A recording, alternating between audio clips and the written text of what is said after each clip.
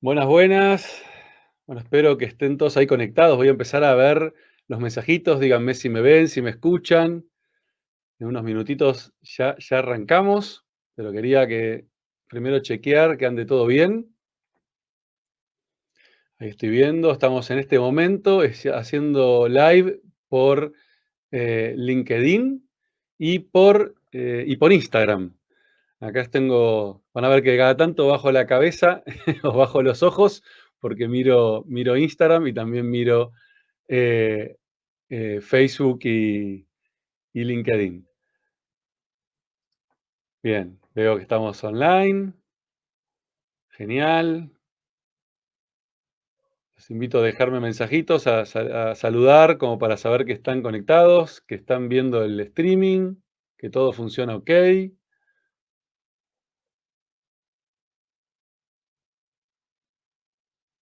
Veo que se va sumando la gente.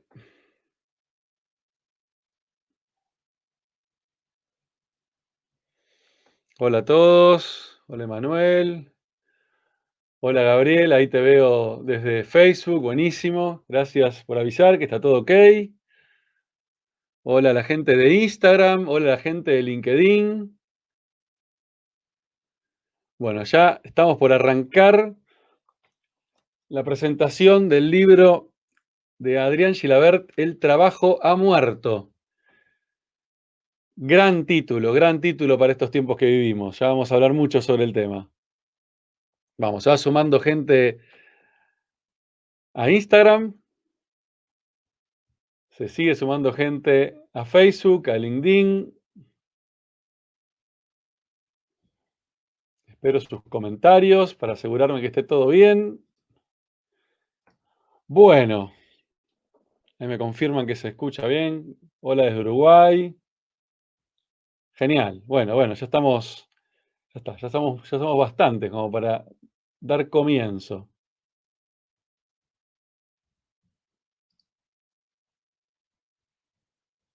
Bien, ahí estamos. Bueno, antes que nada, bienvenidos a todos los que se están sumando, los que se sumaron. Un placer enorme estar acá haciendo esta presentación. Y es un doble placer porque voy a presentar el libro de una persona a la cual quiero mucho, además de admirarlo como profesional, admirarlo como ser humano, lo admiro también como amigo. He tenido el placer de conocerlo hace muchísimos años, de transitar con él un montón de experiencias. eh, y hoy me encuentro en este lugar tan raro, ¿no? Porque es raro presentar a un amigo y darle este espacio tan lindo en su primer libro. Estoy hablando de Adrián Gilabert. Adrián, entre tantas cosas, porque Adrián ha transitado el mundo corporativo, ha transitado el mundo como emprendedor. En este momento, Adrián es fundador de Encim, Asesores para el Cambio, que es una consultora. También es el cofundador de Humano Films, que les recomiendo muchísimo que vean las películas de Humano, que son realmente obras maestras, joyas. Y ahora es el creador de Lila, el juego de la creación, que ya nos va a contar en la presentación del libro de qué se trata Lila. Pero quería darle la bienvenida con un fuerte aplauso a cada uno de su casa, como sea, apláudanlo. Bienvenido, Adrián Gilabert, amigo, qué lindo ¿Qué tenerte haces, acá. qué haces, amigo? Muchas gracias. Muchas ¿Cómo gracias por la estás? presentación. Y bueno, la verdad con mucho entusiasmo por toda esta etapa nueva. Para mí el libro es una etapa nueva y la verdad es que me des este lugar y que podamos compartir este momento, para mí es muy importante después de tantos años de amistad y de compartir tantas historias, ¿no? Totalmente. Bueno, la verdad que un placer, Adri, un placer tenerte acá. Tuve el enorme placer de leer el libro antes de esta presentación y poder contrastarlo con esta realidad que estamos viendo. Y lo que más me pone contento del Espera, libro. espera, Sí, sumame a Instagram. te suma. Ah, perdón, mirá que. Te Mirá, envié, te envié la solicitud. Sumame a Instagram que ya te ven a estamos, ya vos. estamos. Estas cosas que uno no estamos acostumbrados, ¿viste? A múltiple streaming. Perdone la gente de Instagram, me estaba olvidando de ustedes. Ahí estamos, a ver. Ahí viene. Ahí estamos, ahí viene. Uy, se perdió mi video. ¿Me ves a mí o yo no me veo? Ahí No, está, ahora sí, ahora sí. ahí te veo, Ah, ahí está. ahí te Se me veo. había dado vuelta la cámara. Bueno, ahora sí, ahora sí. Bienvenido, Ahora sí. Adri. En todas las plataformas. Facebook, Instagram y LinkedIn. Estamos en todos lados. Adri, lo que más me impacta del libro, y vamos a contar rápidamente qué se trata el libro, lo que más me impacta es que lo arrancaste a escribir ¿cuándo? Y hace un año, Hace un exactamente, año. en junio del año pasado. Antes de la pandemia. Antes de la pandemia. Sí, sí, mucho antes y lo terminé el 2 de marzo a las 15:50. E increíblemente no puede ser tan actual. O sea, es Sí, como que. la verdad es que muy actual. Vaya a saber qué fuerzas lo mueven a uno, ¿no? Para largarse a escribir algunas cosas sin saber muy bien por qué, ¿no? Y sí, sí, yo creo que también tiene un poco que ver con eso, ¿no? Pero bueno, el título ya de por sí dice muchísimo, ¿no? El trabajo ha muerto. Yo la verdad es que hace tiempo que desde mi lugar de comunicador y también como consultor, comulgo con vos esta idea de que el trabajo como lo conocemos, la forma en que estamos acostumbrados a concebir el trabajo, ya murió. Ya cambió, realmente estamos viviendo una era nueva de un cambio de paradigma gigante en donde creo yo definitivamente, y coincido con vos, como bien lo indicás en el libro, que ya estamos en una nueva, hay que repensar por completo. Cuando hablamos de trabajo, hablamos de las personas y las organizaciones que la componen, o sea, todo, ¿no? Como un conjunto, hay que repensar la manera en que se concebió originalmente el trabajo y adecuarlo a esta nueva era que estamos viviendo, que cambió todo por completo. Pero me encantaría que nos puedas primero contar vos, desde tu mirada, por supuesto, la más importante, ¿qué es el trabajo a muerto? Bueno, el trabajo ha muerto, te voy a contar algo que no está en el libro, le voy a contar a todos algo que no está en el libro, y son las razones por las cuales elegí el título, El trabajo ha muerto. Y hay básicamente tres razones para esto. La primera es, se supone que el trabajo tiene por lo menos dos pilares fundamentales. Uno es una cuestión material, ¿no? O sea, proveernos, que nosotros nos podamos proveer de todas aquellas cuestiones materiales y no materiales que necesitamos.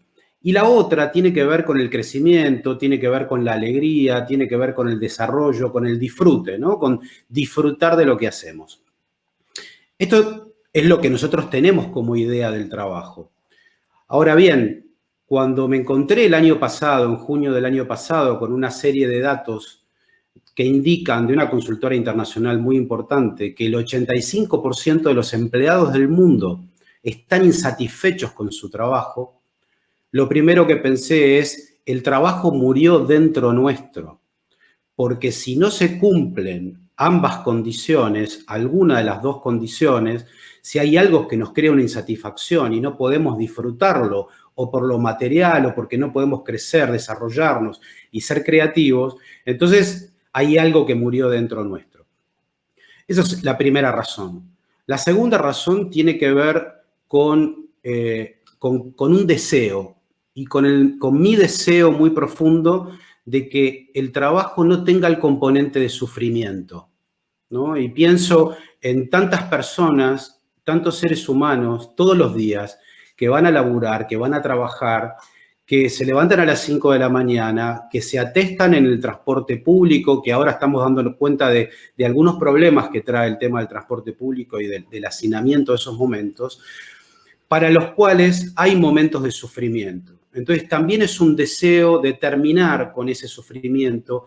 Creo que estamos en una época ya lo suficientemente evolucionada como para que eso no tenga que ser así. Y la tercera, que es muy importante para mí, pero muy importante, es un guiño y es un agradecimiento a la filosofía. Porque a mí la filosofía me permitió sacarme algunas cadenas, me permitió sacarme algunas etiquetas, limpiarme sistemas de creencias que tenía. ¿Y por qué la filosofía? ¿Qué tiene que ver el título con la filosofía? Bueno, es un guiño a Nietzsche, que escribió un texto que se llamó Dios ha muerto. Entonces mi forma de agradecer es de alguna manera a ese autor, entre otros un montón de filósofos que hay que estuve estudiando, agradecer a la filosofía por haberme dado toda esa herramienta y todo ese poder que tiene como para empezar a concebir el trabajo de una manera distinta. Qué interesante, Adri, qué interesante y qué real, ¿no? Todo esto, real obviamente desde la mirada de cada uno, pero cuando hablo de real me refiero tan actual, algo que estamos viviendo hoy y forzados de alguna manera, también por este tema de la pandemia, a repensar en serio el trabajo. Creo que, Sí. mira, el otro día, y a colación de esto, hablaba con un empresario que me decía, Isma, es impresionante, un empresario tiene una empresa con 50 empleados, una pyme en mucho crecimiento, y me dice, Isma, tomé la decisión de cerrar las oficinas, pero más allá de la pandemia, o sea, la pandemia en realidad fue la excusa, pero la pandemia nos mostró que somos mucho más eficaces y eficientes trabajando en nuestras casas y mucho más felices. Tengo a la gente mucho más contenta trabajando desde sus casas y estamos pensando realmente ya no volver, cerrar la empresa y quizás cerrar la oficina y quizás tengamos que trabajar en un coworking una vez por semana para vernos las caras y para juntarnos en persona, pero el resto del trabajo lo podemos hacer. Sí, que no es menor el tema ese, ¿no? Yo ahí pondría un punto en cuanto a decir, tengamos cuidado con no perder nuestras conexiones, ¿no? Con no perder esa cosa que nos hace tan humanos, que es el estar conectados cuerpo a cuerpo, ¿no? Poder sentir el afecto del otro. Entonces, me parece que hay muchísimas cosas que mejoran con el teletrabajo y con ese tipo de actividades. Y hay otras cosas en las cuales tenemos que tener cuidado y que desde mi punto de vista las tenemos que conservar, porque después vamos a ver cómo también la creatividad aparece a partir de la complementación de talentos. Quizás, con lo que vos decís, de vernos una vez por semana, puede tener más que ver con, che, juntémonos para crear algo juntos esta semana, para complementarnos en eso, y no en el trabajo por ahí un poco más mecánico que hacemos todos los días, ¿no es cierto? Totalmente, totalmente. Sí, es una Vos buena... sabés, vos sabés vos sabés lo que significa la palabra trabajo. No recuerdo, Porque una vez me lo dijeron, pero no lo recuerdo. bueno, en el libro está lo que significa la palabra trabajo y viene del latín, no los quiero aburrir con esto, pero es muy interesante escuchar esto. Viene del latín que es tripaliare, y tripaliare viene de tripalium. Tripalium era un instrumento de tortura. Wow. Con lo cual, tripaliare significa torturar. ¿Pero por qué era esto así? Porque en aquella época, lejana época, los que trabajaban eran los esclavos. Los esclavos, claro. Entonces, ¿qué es lo que, digo yo, cuáles son las cosas en las cuales tenemos que tener cuidado? En que nuestra mirada del trabajo actual tiene que ser una mirada sí o sí de disfrute, de alegría, de crecimiento. Tenemos que dejar atrás ese sentido o esa carga negativa que subyace a través de cientos y cientos y cientos de años y separarnos de esa carga negativa y reconsiderar el trabajo de una manera distinta.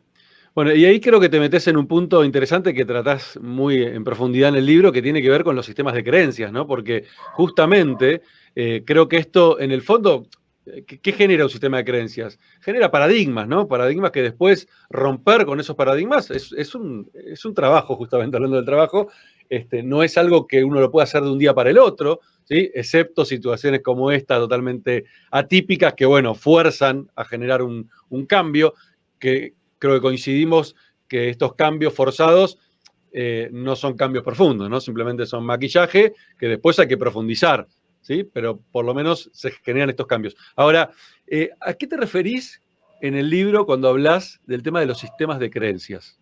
Bueno, un sistema de creencias digamos, es algo que es real por el simple hecho que nosotros creemos que es real.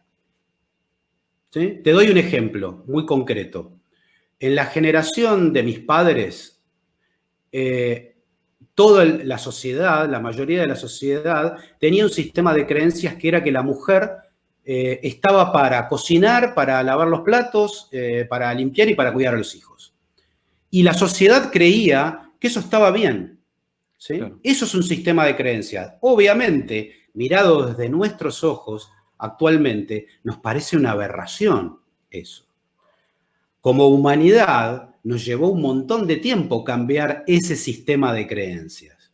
Nos llevó un montón de trabajo, la lucha de las mujeres. En aquella época había muchas mujeres que luchaban contra eso y algunos hombres también. Y finalmente eso, digamos, fue derivando en lo que hoy concebimos del rol de la mujer, el rol del hombre, digamos, lo mismo, ¿no? Entonces, ese es un ejemplo muy claro de lo que es un sistema de creencias y cuando se vuelve obsoleto, y lo obsoleto es aquello que nos daña. Entonces, si hay algo que nos está dañando, como puede pasar en el trabajo hoy con el 85% de insatisfacción, es necesario empezar un proceso de cambio para modificar ese sistema de creencias. Uf. Y no es algo que se va a dar un día para el otro, claramente. No, y además tiene que es la propuesta que hago en el libro. ¿Por qué me voy a el ser humano, a tratar de mirar? Porque vos empezás a tirar de los temas y decís, ¿a dónde está la punta del ovillo? ¿A dónde está? Le entrás por el management y no le encontrás la solución. Hasta te diría, le entrás por el psicoanálisis y también te van faltando algunas cosas. Y cuando me di cuenta de que tiraba de la piola y no llegaba a ningún lado, me fui entonces, que es a donde van unos capítulos del libro, es, che, ¿estaremos concibiendo bien al ser humano? ¿O tendremos una idea ya obsoleta de lo que nosotros somos? Uy, ahí sí que nos metemos en un tema heavy, ¿eh? Muy heavy, porque coincido. El tema del quiénes somos, ¿no? Creo que como seres, y hasta te quitaría la palabra humanos, ¿no? O sea, quiénes somos como seres. Pero creo que no sé si meternos tan ahí, creo que el libro aborda ese punto de una manera súper, súper exhaustiva y muy interesante porque coincido con vos, Adri, y vos lo conocés también por mi camino de vida y yo conozco el tuyo, la importancia de mirarnos para adentro, ¿no? La importancia de conocernos.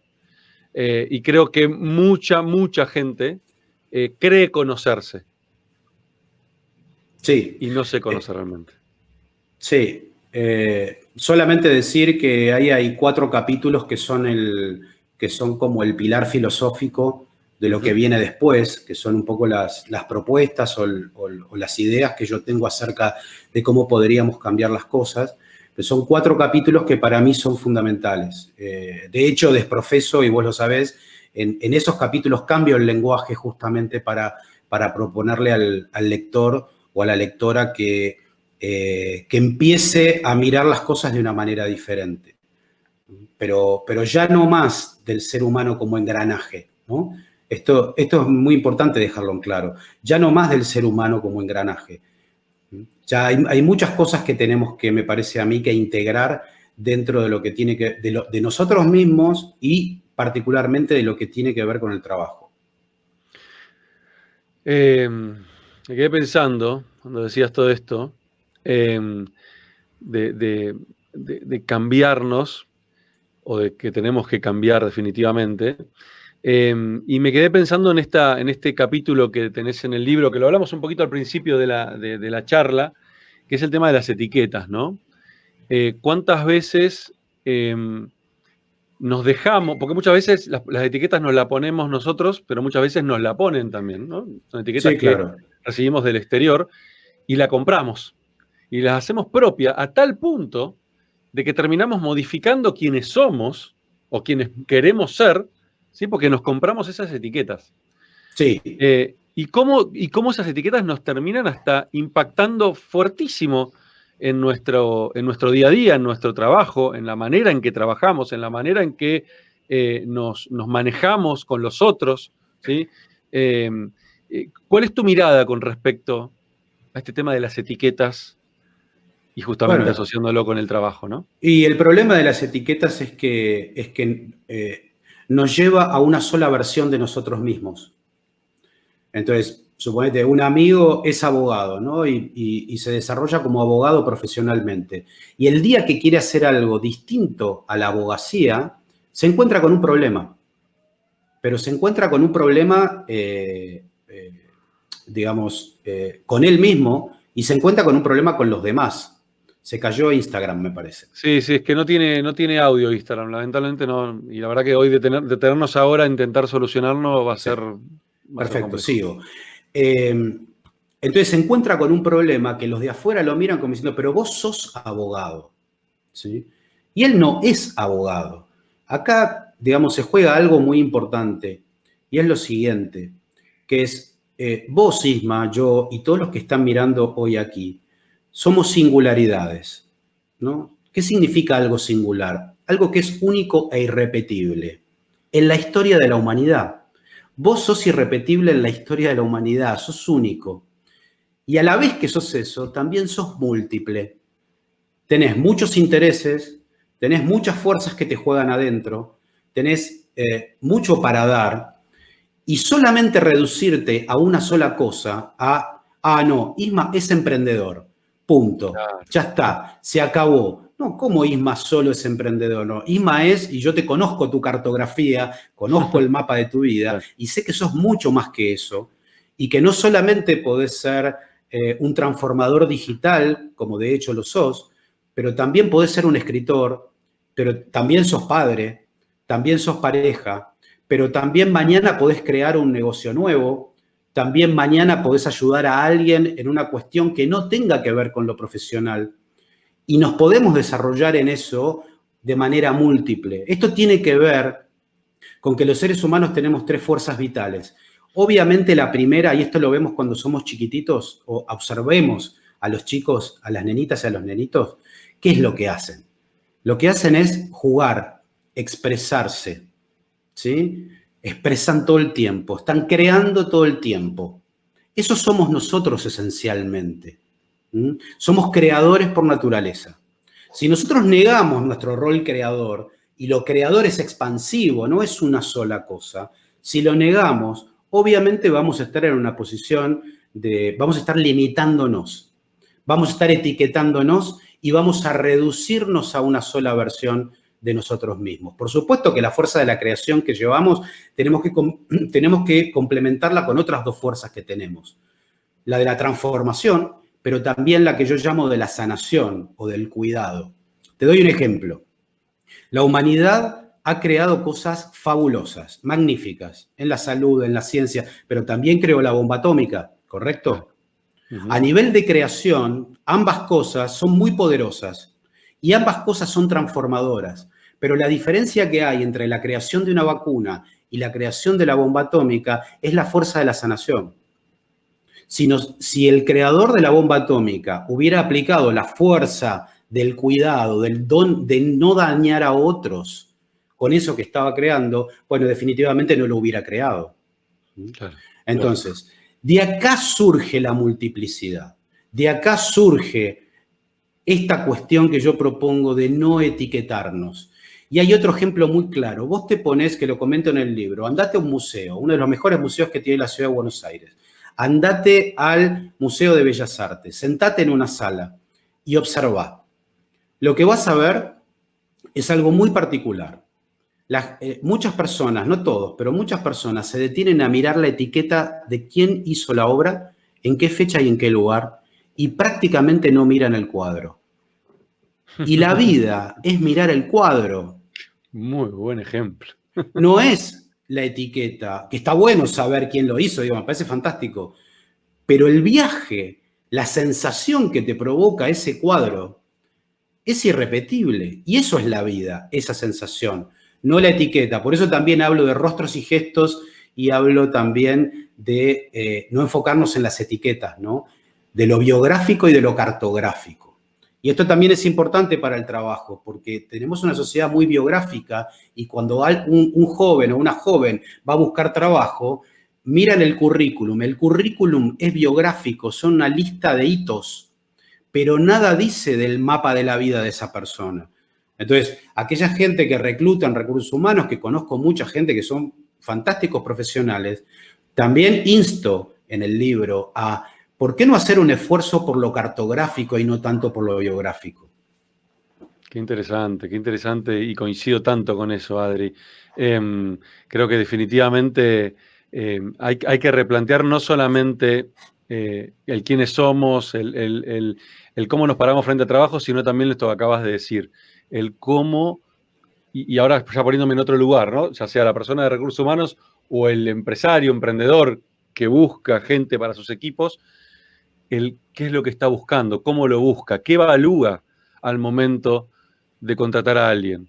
¿Sí? Porque creo que si logramos cambiar esa mirada, si logramos empezar a mirar justamente a las personas no como recursos, sino como humanos, porque creo que Sí, ahí hay de hecho yo la palabra recursos humanos ya la sí, eliminé casi de mi lenguaje, ¿no? sí. Porque creo que ahí está la clave, dejar de mirar a las personas como recursos y Bueno, entender, sí, vos te diste cuenta que en las empresas no hay un departamento que se llame capital. no. ¿Por qué hay un departamento que se llama recursos humanos? Si los recursos humanos, en todo caso, los humanos somos los que componemos una organización.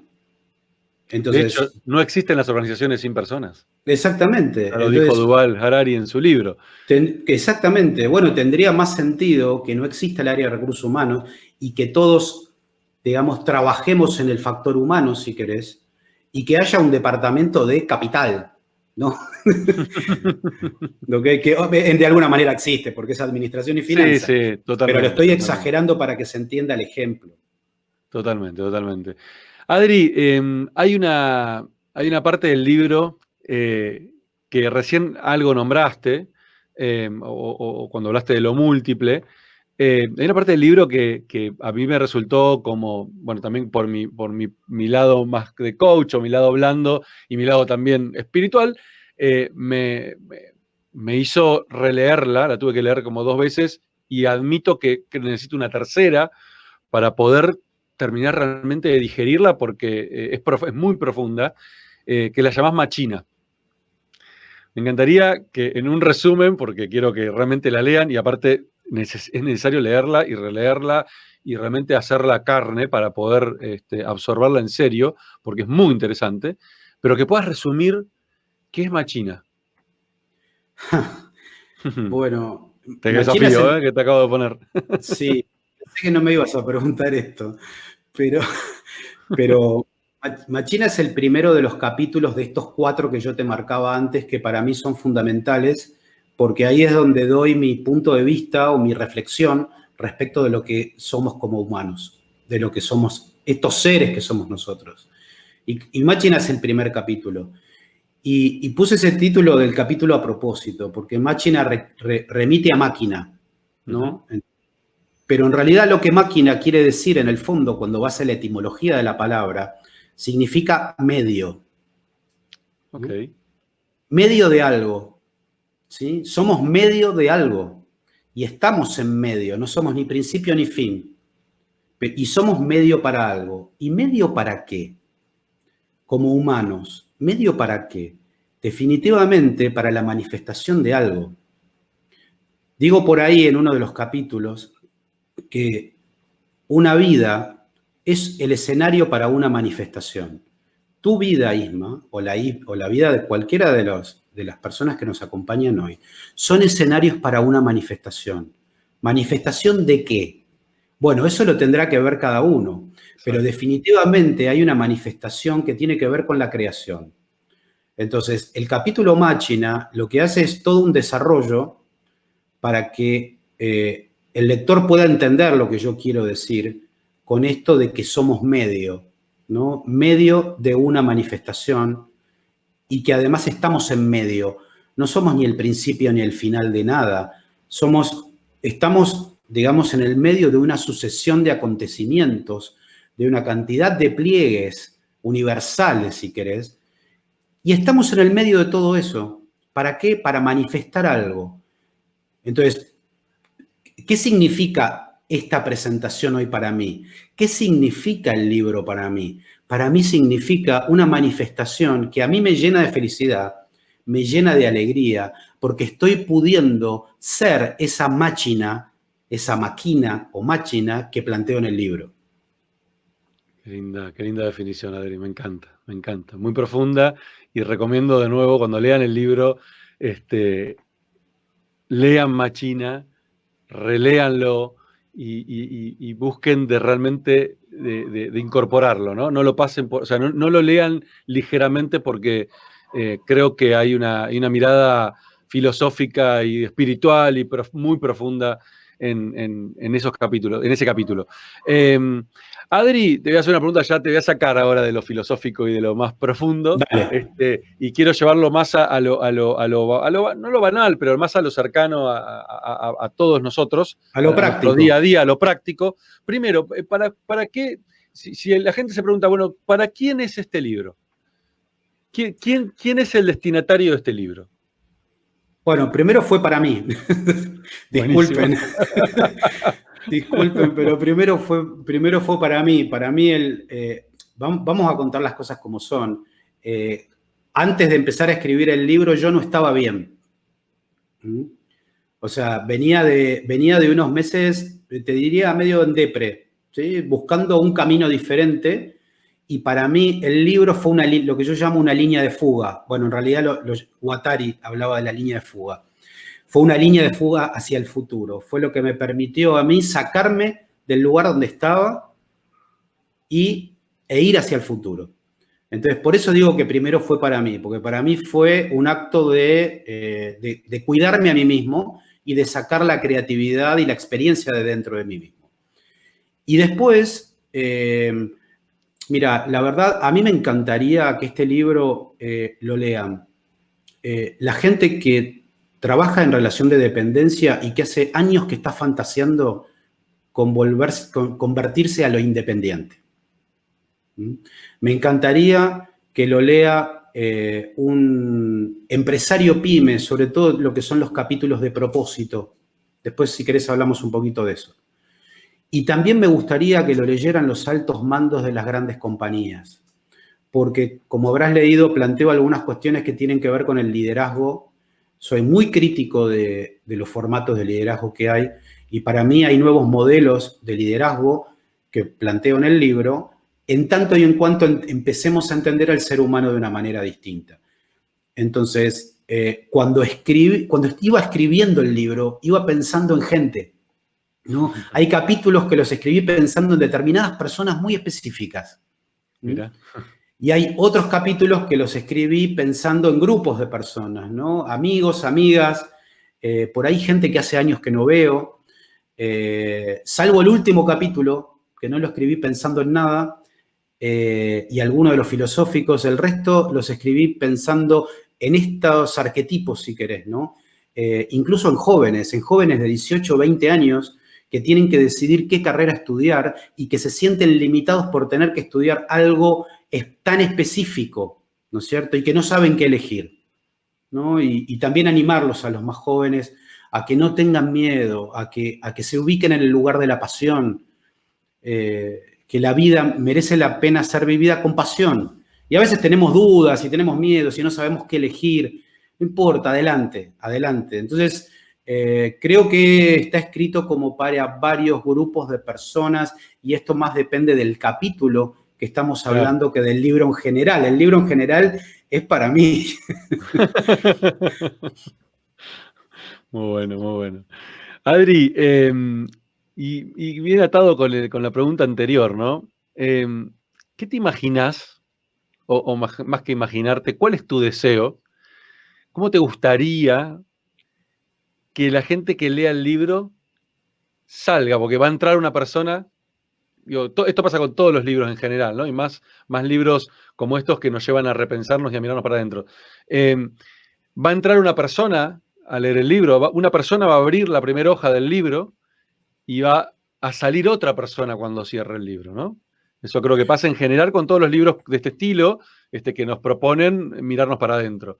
¿Cómo te gustaría, o cuál sería tu deseo, o qué te gustaría a vos que suceda con esa persona cuando cierre la última hojita del libro y diga, wow, terminé?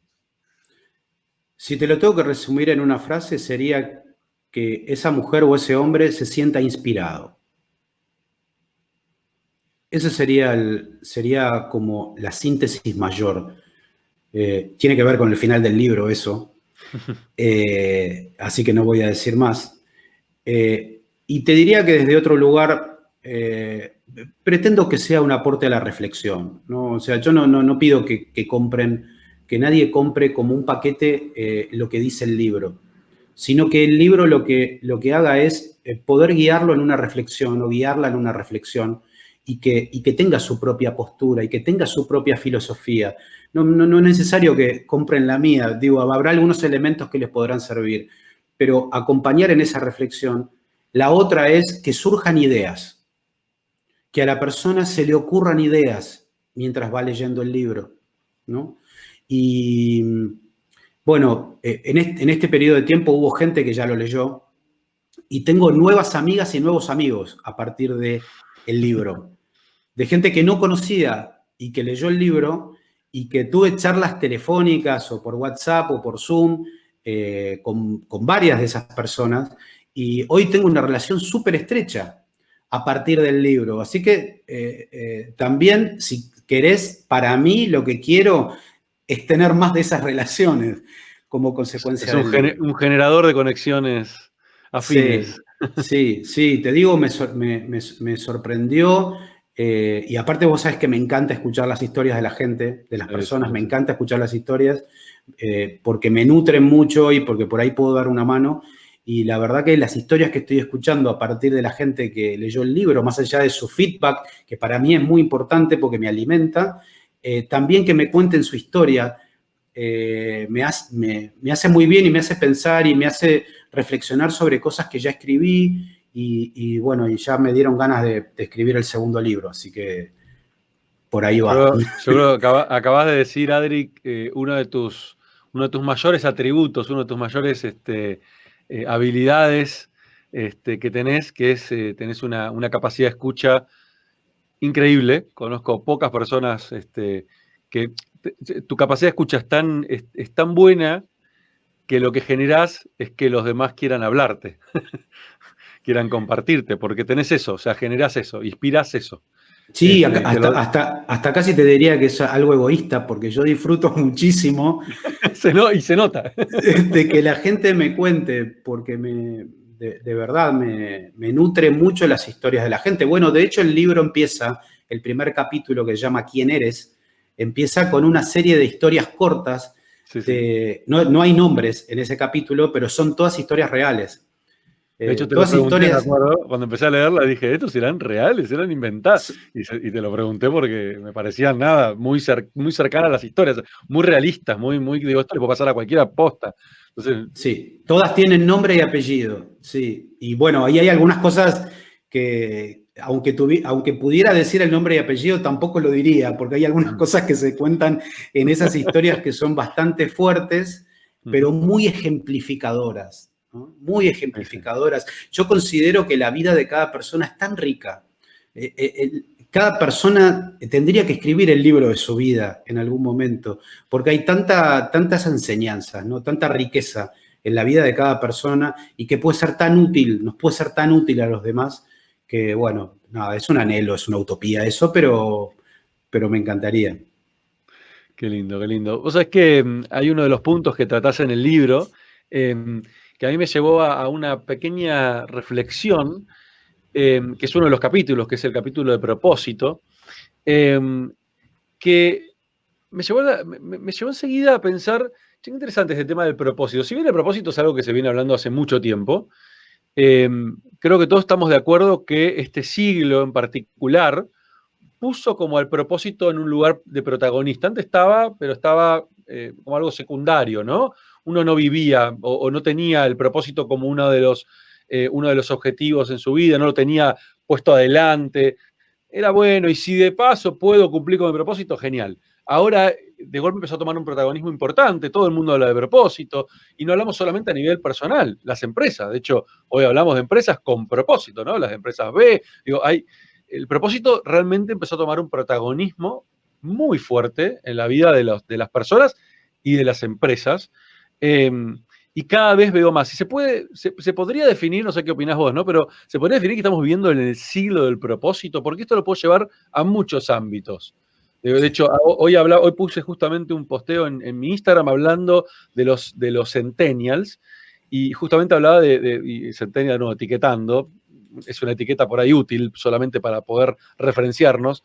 Detesto las etiquetas igual que vos, pero hablaba de los centennials, de que tienen esta cosa justamente de que muy motivados por el propósito. De hecho, es la generación que sale a las calles a protestar por temas relacionados con la salud, con la vida, con el medio ambiente. ¿Estamos en la era del propósito? Yo creo que estamos haciendo fuerza para que así sea. Me parece que entre todos estamos co-creando la era del propósito. ¿Y cómo Sí. impacta eso en la gente y en las empresas? Bueno, de una manera radical, radical, absolutamente radical, y te explico por qué. La empresa tradicional tiene como propósito, no está declarado así en los últimos 200 años, pero subyace, el propósito siempre subyace, que es obviamente la creación de riqueza, ¿no? La cuestión económica y financiera, lo cual está fenómeno y además, digo, nos trajo como humanidad a un avance impresionante. Uh-huh. Ahora bien, por el mismo dato que te daba al principio, que el 85% de la gente está insatisfecha con su trabajo, por más que las empresas tienen situaciones patrimoniales, financieras, económicas espectaculares y la gente no está satisfecha, eso nos dice que ahí hay algo que está fallando. Si a eso le sumás la parte del medio ambiente y le sumás la parte de la comunidad, te empezás a pensar y decís, bueno, pero pará, si yo puedo planificar qué rentabilidad va a tener mi negocio, mi empresa, mi organización, también puedo planificar qué impacto va a tener en el medio ambiente. Puedo planificar qué impacto va a tener en la gente, en las personas que componen la organización y en la comunidad. Puedo planificarlo porque además si no lo planifico, de hecho tiene impacto.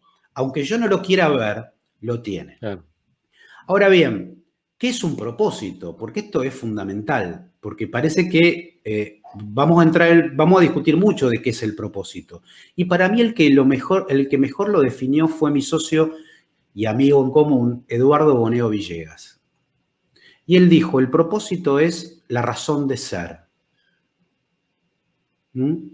Entonces, te doy un ejemplo. Suponete un laboratorio que fabrica un medicamento para la vejez. ¿Sí? ¿Cómo se define esa empresa? Como un laboratorio se define, porque hace medicamentos para la vejez. Ahora, si yo agarro esa empresa y te digo que el propósito es contribuir a demorar el envejecimiento en la población, ya ahí no te definís como un laboratorio, porque ahí vas a contratar a un psicólogo, una filósofa, una bióloga, para que armen un modelo que ayude a un profesor de educación física, Claro. para que ayude a diseñar un método de entrenamiento. Vas a contratar a un escritor para que le ayude a la psicóloga a armar un libro que tenga que ver con técnicas de... O sea, ya también vas a hacer el medicamento, ¿no? Pero vas a tener una mirada respecto de la comunidad mucho más abarcativa y mucho más integral. Eso es construir el propósito desde lo abstracto. Y lo abstracto, que es la razón de ser, es algo integral y abarcativo, no es reduccionista. Te doy un ejemplo que todo el mundo va a conocer de propósito superpoderoso. Después las cosas se desvían, pero súper poderoso al principio. Dos pibes de 20 años, hace bastantes años atrás, se juntan en un garage y deciden lo siguiente: dar acceso a la humanidad a toda la información que existe. Eso es Google. ¿Sí? Bueno, ese es un propósito poderoso. Después pasan otras cosas cuando uno se desvía del propósito, ¿no es cierto? Pero como ejemplo vale la pena. Entonces, ¿qué decirte con este tema? Decirte que las empresas tradicionales que me han consultado mucho, la recomendación que estamos haciendo es, vos seguí con el negocio como lo tenés, pero empezá a tener un propósito que te interpele, al menos. Suponete un ejemplo, una distribuidora de productos de tecnología. Distribuidora, un mayorista. Sí, sí. Pues si algo más duro que esto no hay, ¿no? ¿Cómo le meto propósito a esto? ¿Sí? Bueno, por ahí el propósito que me interpela tiene que ser contribuir al acceso a la tecnología de toda la sociedad.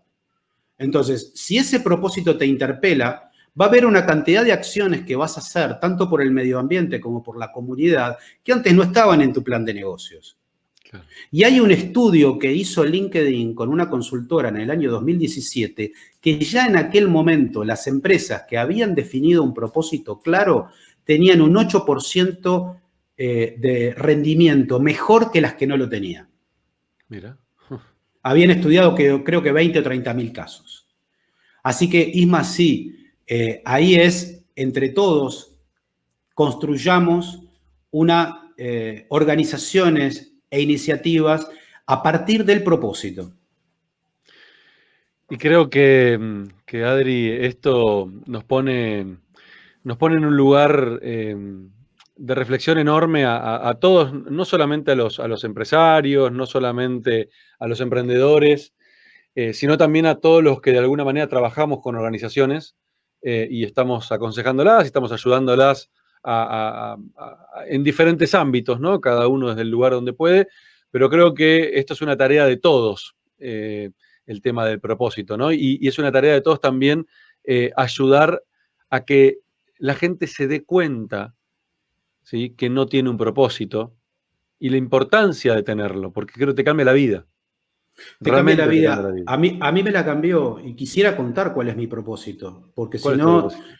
y mi propósito es crear y producir contenidos que hagan más plena nuestra vida. Wow, poderosísimo.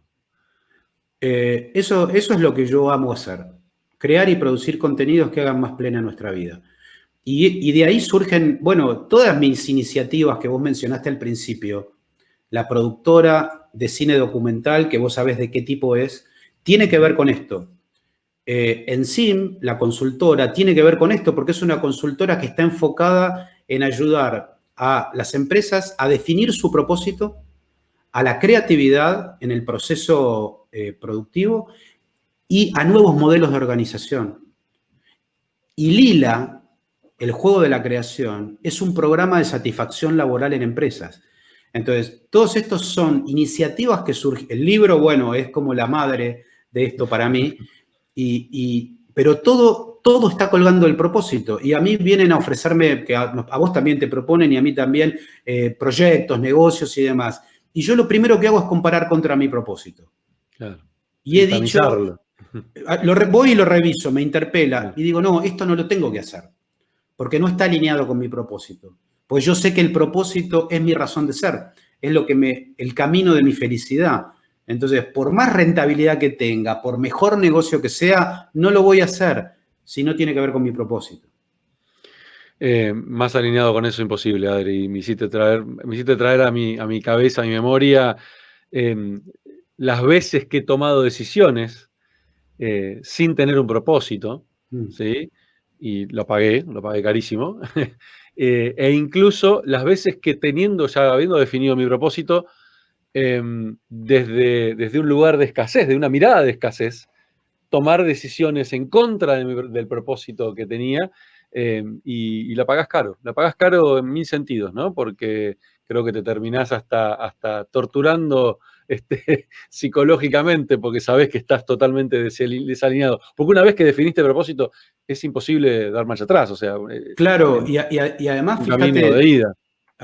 fíjate que tengo una frase que es la siguiente. La organización del futuro, el jefe no es más una persona, es el propósito. Claro. Y eso cambia el liderazgo, que es otro de los temas que voy tratando en el libro. Porque vos lo único que necesitas trabajando en una organización, siendo empleado de una organización, es que tu propósito personal, si querés, esté alineado con el propósito de la organización. Y lo que tenés que hacer es ir a revisar el propósito de la organización para saber cómo tenés que actuar. No hace falta que haya un jefe en el sentido, si querés, más tradicional de lo que es un jefe o una jefa, diciéndote lo que tenés que hacer. el jefe se convierte en otra cosa, se convierte en un gran conector, en un gran comunicador, en un gran aceitador de mecanismos, si querés, ¿no? En un guía, alguien que puede coordinar ciertas cuestiones, pero no en el que está siguiendo a la gente todo el tiempo para ver qué está haciendo. Acordate que lo que a nosotros nos enseñaron en la universidad y lo que hemos practicado durante mucho tiempo, es un modelo de administración de empresas basado en el control estricto de recursos. Claro. Bueno, ahora yo antes te dije al principio de la charla que el ser humano es básicamente creación. Y el control estricto de recursos se da de piña, de cara, contra la creación. Entonces, tenemos compañías, organizaciones que no están pensadas para la creatividad. Entonces, ¿cómo la gente va a ser feliz trabajando? Imposible. ¿Cómo va a estar satisfecha? Es imposible. Entonces, tenemos que ir hacia un nuevo modelo. Yo propongo un modelo en el libro, pero es uno, no importa. En realidad, lo que digo es que si cada ser humano es singular, único e irrepetible, cada organización también lo es. Entonces, ¿por qué tenemos que copiar todos, copiar y pegar el mismo modelo piramidal, que a mí me gusta decirle medieval monárquico, ¿sí? Que venimos arrastrando hace un montón, que no promueve la creatividad, sino el control de recursos? ¿Por qué tenemos que seguir arrastrando eso cuando cada organización es singular? Porque su propósito es singular y porque tiene que encontrar el modelo de organización específico para esa compañía, no igual que otra, solo para esa. Sí, sí, creo que ahí está la clave, ¿no? Entender que cada empresa es un mundo completamente diferente y creo que está claro y se ha visto muchas veces, empresas que intentan copiar modelos y cuando ves a dónde terminan, claramente, o terminan mejorando porque adaptaron el modelo y terminaron realmente haciendo un modelo propio, o se terminan pegando palos muy duros porque justamente no terminan desarrollando su propia identidad. Creo que ahí Bueno, está el... grandes compañías que incluso muchas de ellas ya no existen, pero que eran las líderes en su época, suele decirse que en realidad no se adaptaron a la tecnología y por eso cayeron, y es verdad, estoy de acuerdo, pero a mí me parece que habría que revisar si no había un problema de propósito ahí. Claro. ¿Mm? Es más, te digo, aquellos que son emprendedores o mujeres que emprenden, ojo, mucho cuidado, porque los emprendedores nos entusiasmamos mucho con las cosas que hacemos, terminamos poniendo demasiado el foco en las rondas de financiamiento de nuestro proyecto y nos olvidamos que la finanza no es el fin es el propósito. Claro. Y por eso fracasan también tantos emprendimientos. Viste que el 97% de los emprendimientos fracasan. Uh-huh. Bueno, sí, a ver, habría que revisar por qué, Sí, ¿no? sí. Y bueno, me parece que el propósito hay una clave. No, es que el propósito justamente te permite tener un norte mucho más claro, te permite, como decías vos, poder tamizar las decisiones y poder entender si esta decisión realmente la puedo tomar o no, o sea, o elijo tomarla basado justamente en ese propósito que definí. Y si Bueno, no tenés eso, tomás decisiones al tuntún o las tomás totalmente enfocadas por ahí en lo que vemos ahora, en lo pragmático, ¿no? Ok, listo, esto me genera esta oportunidad, vamos para adelante. Pero no sí, estás viendo bueno, que 2 kilómetros eh, adelante hay un paredón. exactamente. Y yo digo que un propósito bien definido es a prueba de pandemia. Muy bueno, muy bueno. Lo que es lo mismo que esa prueba de crisis. Porque no Claro. importa la crisis que venga, vos tenés claro cuál es tu propósito. Y adaptarás cosas, obviamente. Adaptarás cosas.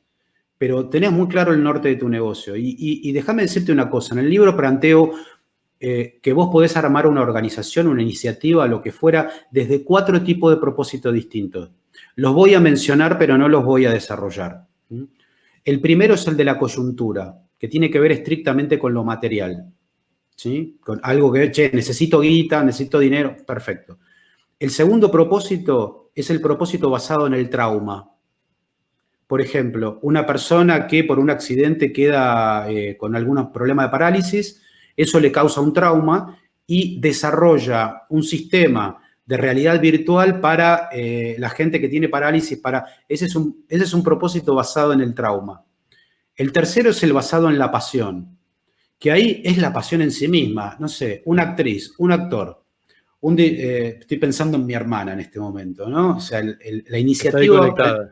que está conectada, la iniciativa pensada, el propósito de la pasión. Pero del que estamos hablando vos y yo ahora es el propósito de la dimensión abstracta. ¿Mm? Y es el propósito de lila. Lila es una palabra en sánscrito que significa el juego de la creación. Y yo insisto mucho con esto. ¿Y por qué marco estos 4 propósitos? Porque estos 4 propósitos tienen que ver con algo que para mí los seres humanos venimos a jugar a esta vida, que son 4 juegos. El juego de lo material, es obvio. El juego de lo emocional, que es cómo aprendemos nosotros a salir de nuestros traumas y de nuestros problemas. El juego de lo espiritual, y en lo espiritual quiero explicar bien, yo ubico ahí el ámbito de la pasión. No estoy hablando de ninguna cuestión religiosa, estoy hablando de la pasión, sea cual fuera, porque la pasión es una manifestación del espíritu, quizás la más genuina, por eso lo ubico ahí. Y la cuarta dimensión es la dimensión de lo abstracto, que es la que estamos hablando vos y yo. ¿Por qué es esa dimensión? Porque integra todo, integra al medio ambiente, a la comunidad, aquello que yo como creador estoy interesado. Entonces, uno puede a lo largo de la vida ir armando proyectos basados en distintos tipos de propósito. Sería como una escalera. Si hay un joven hoy que está empezando un proyecto, obviamente, posiblemente esté pensando más en la parte material. Y esto tiene toda la lógica, porque hay un trayecto que recorrer. Pero ya para la gente más de nuestra edad, que tenemos más calendario encima, para mí tenemos que tratar de plantear las cosas desde ese lugar más integrador y más abarcativo. Adri, creo que estamos en tiempo como para respetar a la gente que les dijimos una horita. Hay tanto para hablar, tanto. Yo realmente, algo importante, ¿dónde pueden conseguir el libro? Porque lo van a preguntar, van a querer saber dónde van a poder conseguir el libro. Bueno, en épocas de pandemia, no vayan a las librerías. No, por favor. Todavía no. De hecho, no están en librerías todavía, pero pueden entrar a mi sitio, a adriangilabert.com, y ahí van a tener 3 opciones. Una opción que recomiendo usar, obviamente, para los que están fuera de Argentina, que es Amazon. El libro está en Amazon. La segunda opción, obviamente, es Mercado Libre, con Mercado Pago para Argentina.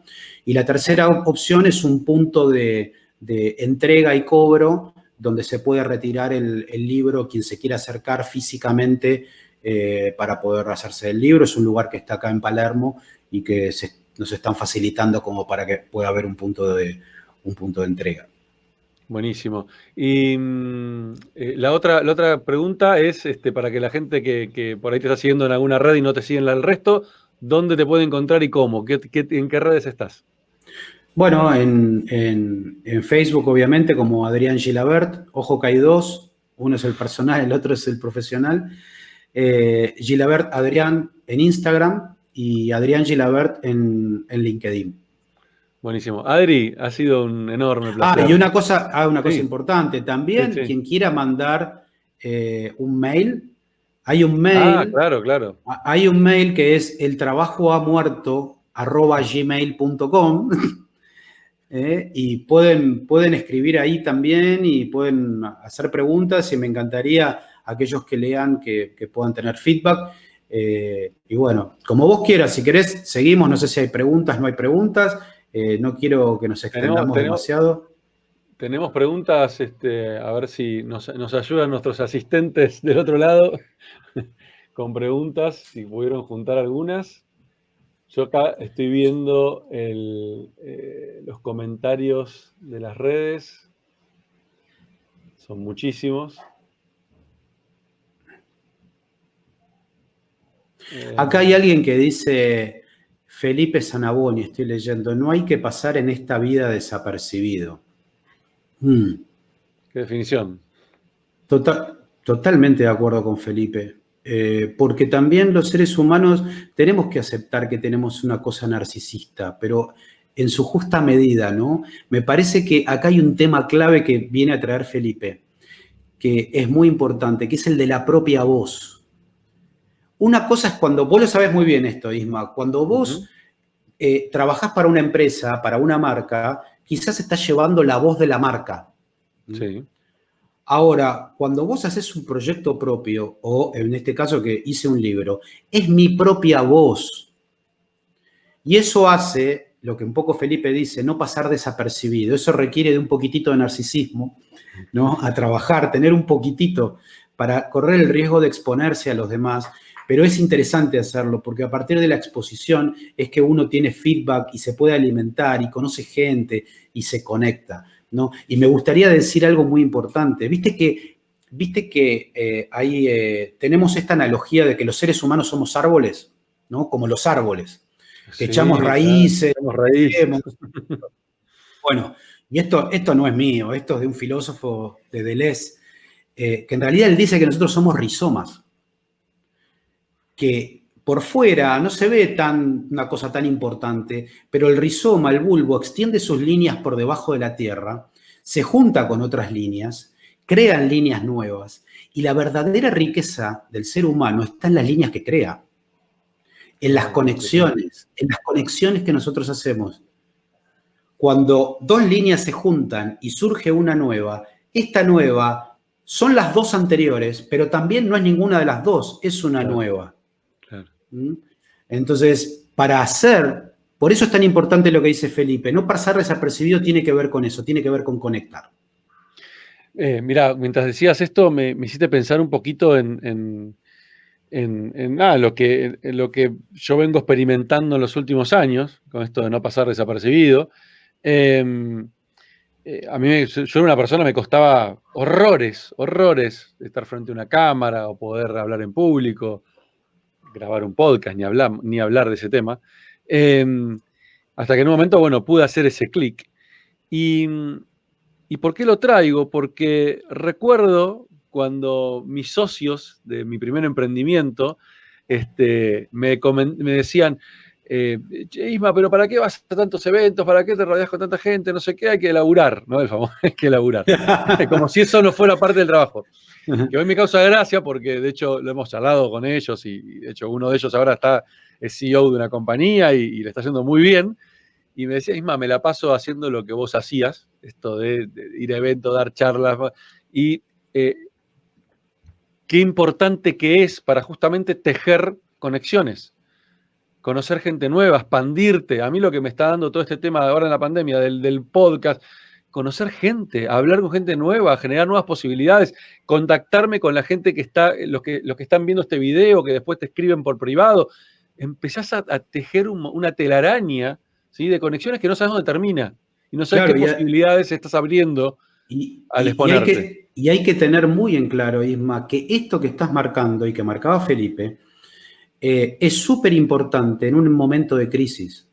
Porque Claro, claro. acá en el mundo se han perdido y se van a perder, en la Argentina en particular, muchos puestos de trabajo. Uh-huh. Entonces, vamos a necesitar estar conectados entre nosotros para crear oportunidades para todos, en esta conexión. Yo creo que Sí, sí. pueden surgir un montón de nuevos proyectos a partir de esto. No me quiero meter con un tema tan pesado como ese ahora, pero me parece fundamental esto que decís. Es momento de que extendamos las líneas. Si hay algo que el virus vino a hacer es a intentar cortar nuestras conexiones. Y Pero no pasó lo tenemos que... contrario, me parece.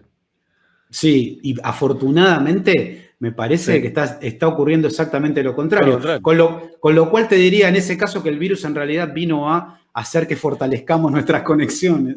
Totalmente.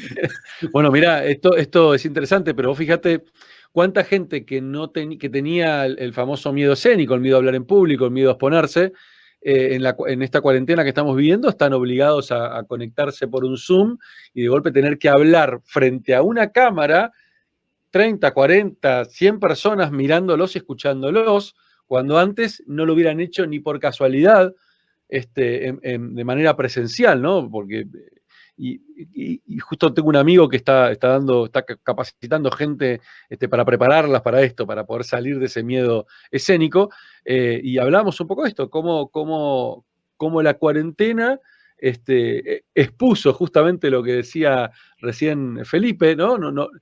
Hizo que dejemos de pasar desapercibidos.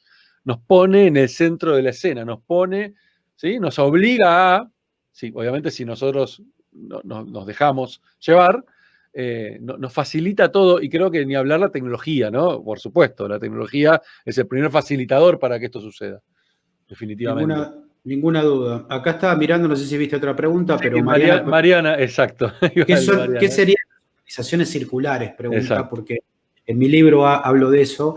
Ujú. eh, que las organizaciones, lo que yo planteo es esto. En el centro de una organización está el propósito. Alrededor del propósito se construye un círculo que yo le llamo mesa creadora. ¿Mm? Alrededor de la mesa creadora se construye otro círculo que es la articulación de recursos. Alrededor de ese se construye la producción, alrededor de ese se construye la divulgación, si querés. Obviamente, ¿por qué lo armo de esta manera? Para diferenciarlo de lo que es lo piramidal. Entonces, cuando yo lo armo circular, te pregunto, ¿a dónde está el líder? Hmm. ¿Mm? En el centro, y en el centro el líder es el propósito. Claro. Yo creo que este tipo de modelos, este es un modelo, ¿no? Digo, es una propuesta como para tirar arriba de la mesa y que todos empecemos a pensar juntos, que en realidad van a empezar a aparecer roles nuevos dentro de los círculos. Ya no el director del círculo, no, no, no. O sea, son equipos de trabajo y va a haber algunos roles nuevos que apenas lo menciono en el libro, porque en realidad para mí es motivo de otro trabajo para profundizar, pero van a aparecer roles nuevos. Y eso es más o menos las organizaciones circulares. Adri, yo no veo más, no veo preguntas, no sé si queda alguna dando vueltas, veo muchos Sí, agradecimientos, contento, expresiones. sí, sí, que coinciden con lo que veníamos diciendo. Eh, Acá dice, bueno, tu hermana acá dice, poner en juego la creatividad genera una gran satisfacción, más de acuerdo imposible con ella. Eh, Creo que estamos en esta época, estamos viviendo poner la creatividad adelante y usarla como una excelente herramienta para crecer y replantearnos es clave. Acá dice, también muy interesante y actual. Sebas López dice acá, el autoconocimiento es el comienzo de todo, totalmente. Totalmente de acuerdo. Muy interesante enfoque de una persona que siempre ha sido coherente. Coincido, ¿Quién que te dice, conozco. quién dice eso? Guillermo Iparraguirre. Eh, Oh, Qué loco, así, mira, acá dice tu hermana, qué loco, así trabajamos los actores con sistemas circulares. ah, claro. Adri, la verdad, ha sido un enorme placer. Enorme, gigante placer. El Te placer es deseo mío. el mayor de los éxitos con el libro, que sé que lo vas a tener. Igualmente, creo que te conozco y esto va mucho más allá. Ya tu satisfacción está hiper cumplida al estar pudiendo tener el libro en tus manos y verlo hecho realidad. Creo que todo lo que viene después es un regalo del universo que te está dando. Y creo que te vas a llenar de regalos. Vas a tener que buscarte otra casa para meter todos los regalos O- que te van a llegar. Ojalá, ojalá. La verdad te agradezco mucho, Isma. Para mí, cuando me preguntaron con quién te gustaría compartir este momento, dije con Isma. Además, Y- justo un 10 de junio, no voy a aclarar por qué, no, sí, pero sí, vos sabés vos, que iba a hacer esa infidencia. Te juro, es impresionante la conexión, porque iba exactamente a decir eso. Es una fecha especial, una fecha muy particular, porque yo hace 4 años me separé, y ese día que me separé, que tomé la decisión de separarme, esa noche me fui a la casa de Adri y fue exactamente un día como hoy, a esta hora, ujú. más o menos me estaba separando y en unas horas estaba cayéndome en tu casa para que justamente me prestes tu oído, y fue un momento realmente bisagra en mi vida y que recuerdo con mucha emoción y muy feliz de haber elegido llamarte a vos.